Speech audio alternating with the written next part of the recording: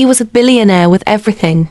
Money, power, fame, the perfect life. Nothing was missing. Some love stories start with a smile. Some start with a kiss.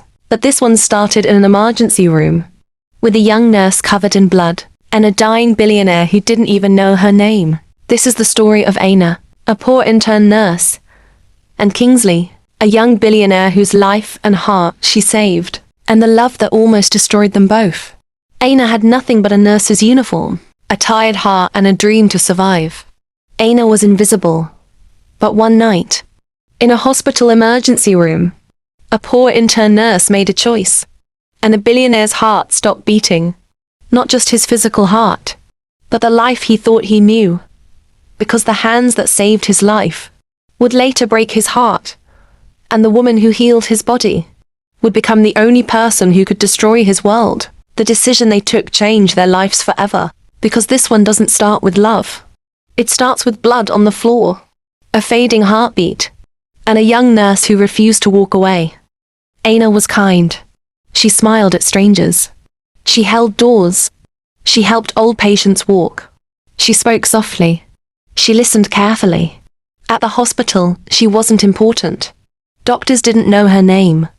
Senior nurses ignored her. Supervisors barely noticed her. She was just the intern, the one who cleaned beds, the one who fetched files, the one who carried supplies, the one who stayed late. No one expected greatness from her, but destiny was watching. It was a rainy night, cold, windy, dark, the kind of night where everything feels heavy. St. Matthew's General Hospital was already busy. Ambulances arriving, patients crying, phones ringing, doctors shouting orders.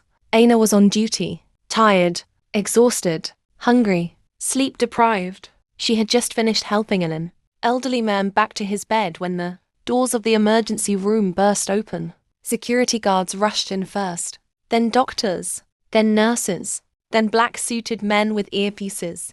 Outside, the sound of expensive engines, luxury cars, a convoy. Inside, chaos. On a stretcher was a young man. Blood on his shirt, blood on his chest, blood on his hands. He was unconscious, pale, barely breathing. One doctor whispered, "Oh my God, that's Kingsley."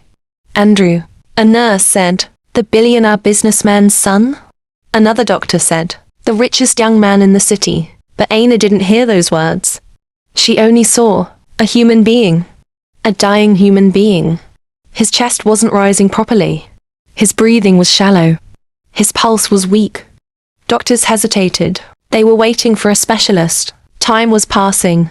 Seconds felt like minutes, and Amara felt fear rise in her chest. She stepped forward. Her voice shook as she said, "If we wait, he won't make it." A senior doctor snapped, "You're an intern." Step back. Her heart pounded, but she didn't move. She said again, louder, "Sir, he's going into respiratory failure. We're losing him." The room went quiet. The monitor beep slowed. Then the doctor made a choice. Let her assist.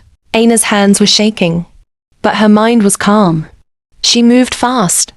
She followed training. She assisted the procedure. She helped stabilize his airway. She helped control the bleeding. Blood covered her gloves, her uniform, the floor. Minutes passed. Long minutes. Tense minutes. Then, the monitor changed. Heartbeat stronger, breathing steadier, pulse stabilizing. One doctor whispered, "He's stable." The room exhaled. Mr. Kingsley was alive, and Aina didn't celebrate. She cleaned the floor, washed her hands, went back to work, because she didn't know she had just changed her life forever. 3 days later, morning light entered the private hospital room. Machines beeped softly. Mr. Kingsley slowly opened his eyes. His head hurt. His body felt heavy. His chest burned. He blinked and saw a young woman checking his vitals. Simple uniform, tired eyes, soft face, not glamorous, not flashy, not rich looking, just calm, gentle, real. He whispered, "Am I alive?" She smiled softly. "Yes, you are." He swallowed. "Did you save me?"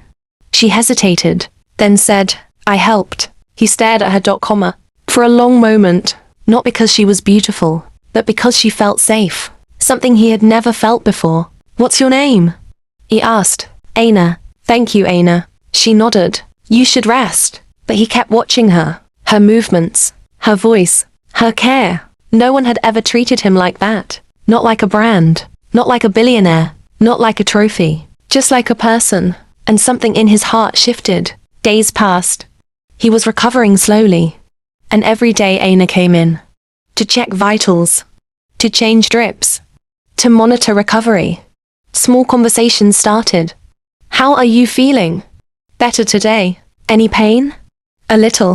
"Then longer ones." "Why did you become a nurse?" "To help people." "Where are you from?"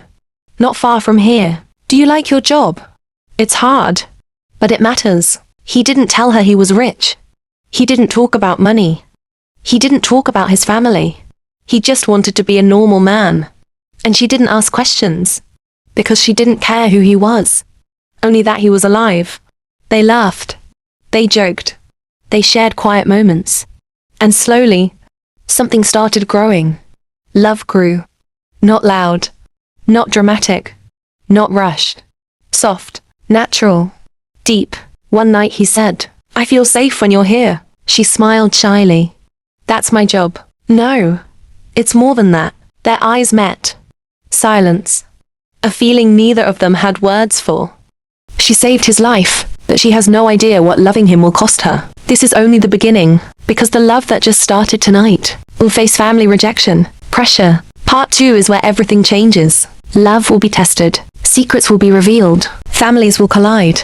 And choices will be made that can't be undone. If you felt this story, if you connected to Aina, if you believe in love that crosses class and fear, subscribe now. Turn on notifications. Drop A in the comments. Comment part 2 if you want the next episode. Because part 2 isn't just a continuation.